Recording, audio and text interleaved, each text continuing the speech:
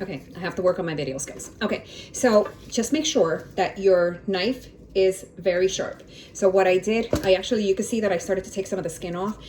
Not everybody does this, but I do this because you're working with a bone underneath here, and then you're gonna cut through the skin, which is gonna be a little difficult. So just for safety purposes, I like to separate it. And also because after this is done, I want to separate it back just to kind of brown the bottom. So you can start, I have this little perfect knife. You could use anything that's sharp that allows you to cut into this like this. And you want to make a lot of cuts. You don't want to shred it, but you definitely want to make sure that you're getting all the pieces of your pernil. So just continue to cut pretty much everywhere. You know, when you're doing this, if you find a little piece that you don't like, just cut it off. I mean, or like I said before, just use the shears, or if it doesn't bother you at all, just leave it. I mean, it's perfectly fine. But just make sure that you have enough cuts in here so that that juice gets inside, because you don't want a pernil that is tasty on the outside and then very bland on the inside. And when you shred this, it will be bland because it is just such a big piece of meat. I'm also going to show you what I do to the skin, because there's so much fat underneath here, and you want to make sure that some of this has spaces for the humidity and the water to kind of come through. So I'm cutting into this as well.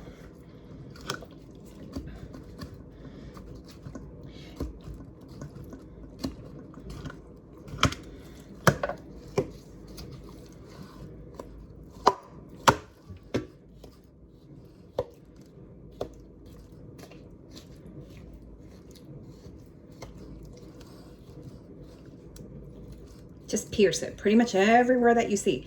Just start to pierce.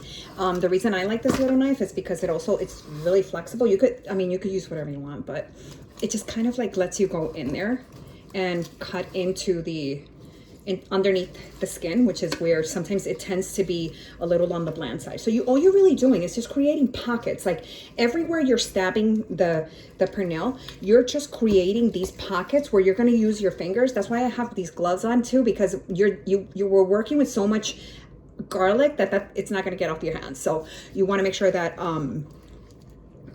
that you wear some gloves or prepare to wash your hands over and over again. So I think at this point, I've stabbed it enough. Just make sure that I got these little pieces under here.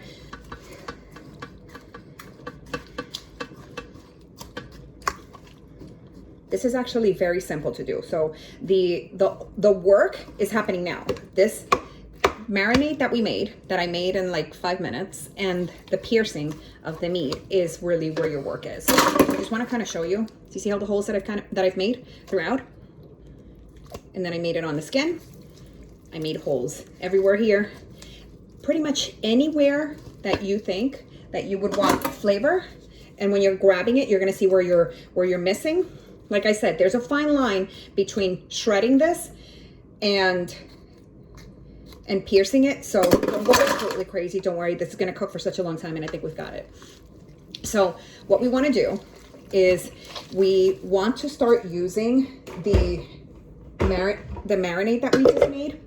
Now, you can start spooning it in and using your fingers to massage this into the meat, or depending on how many of these you're making, and you could just kind of like put it on top and then start rubbing. To be honest, this is probably my preferred method, because you put enough in there and you're making sure that it's going into all the little crevices, right?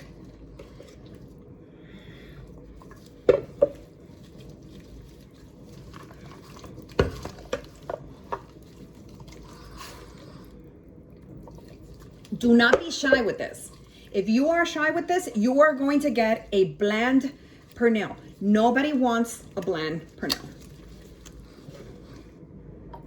I probably blended too much, but that's okay, because what you can do with this is next time you're making pork chops, or next time you're making chicken, or anything. This marinade works for pretty much anything. You can make a chicken, a roasted chicken, and this will be a marinade for it. So when I make too much of it, I put it in a little container and I freeze it. You have to make sure that when you're doing this too, you're smelling the garlic. Now, one thing that I'll tell you, I didn't taste this marinade because I've already kind of got the recipe pat, but everybody's got different taste buds. So when you do this, if you want to taste a little bit of it, make sure that the salt is to your liking. You could add a little more. And if you're not a salt person, maybe you want to start with like 1 less tablespoon. I use 3 here, but I'll give you the measurements too. But I found that this ratio works and it's not salty. So definitely don't neglect the skin, like go underneath. Now, this here, the reason I'm also telling you not to skimp on this is because this is going to release a lot of water. And when you are done with this, you're going to use that water and you're going to reserve it and you're going to cook rice. You can use it as a base for pretty much anything else. So it's like liquid gold. So just wanted to show you what this looks like. It's a lot of marinade on it, and you kind of got it everywhere. Once you've gotten it to this point, all you need to do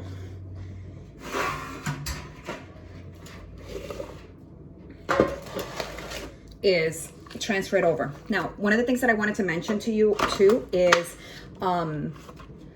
when you're making multiples, do not follow the salt ratio. I would probably make it separately or hold out on the salt, just because if you're using 10 pounds and you're using that let's say 2 tablespoons ratio because you like it a little more salty, then it's going to be way too much salt. So just I would probably do it separate, or blend, make sure that you put it in your food processor and you taste it, and then if you add your salt, like maybe 1 tablespoon at a time, and just make sure that it's not going over salty, because that you cannot fix. So what I did was I took the rest of the marinade and I added it on top.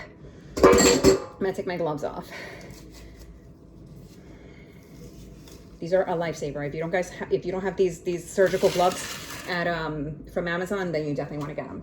Now, another thing that I like to do is I put a little bit of olive oil on the top,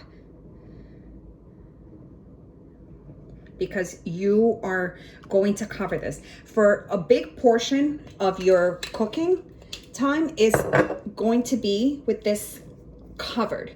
The last hour is when you're going to crank up your heat to about 400, and you're going to let it brown. The last 5 minutes of it, or maybe 5 to 8 minutes or so, you're going to put this on broil, because you want this crust here to have that crunch on it. We call it the chicharrón, so that's what you want to do.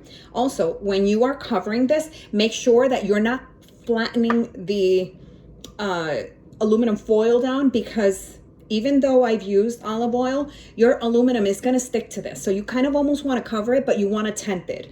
You don't want you don't want to ruin your skin, because it will ruin your skin. I've seen it a ton of times where you have pieces and then you got to take it off, and then it's really a pain. So that's it. This is how you make pernil, or this is my version of pernil. Basically, all the ingredients, cover it up, make holes, roast this at 350 degrees for about 4 hours. I mean, literally set it and forget it. You're going to, when you open it up after the 4th or 5th hour, it's not going to burn. This can cook thoroughly for 5 hours. But when you open it up, you'll start to see that it's changing color. In addition, the liquid on this is going to start to get like a clear. That's how you know that you're in the right track as far as cooking it. And when you're ready to brown, just make sure that you have another pot or something, and you're going to drain off all that excess liquid, because this is going to, not only did we add liquids to this, but the pork is going to start to release its own water, and you reserve that on the side, because that's what you're going to use for the rice or for anything else that you want to cook. But also, when you're reserving that liquid, half of it is going to come back on because that's where a lot of your flavor is. So you're eventually going to shred this up, and you're gonna throw all the liquid on top. So I'll send you each the ingredients with the measurements, and I can't wait to hear how this turns out for you.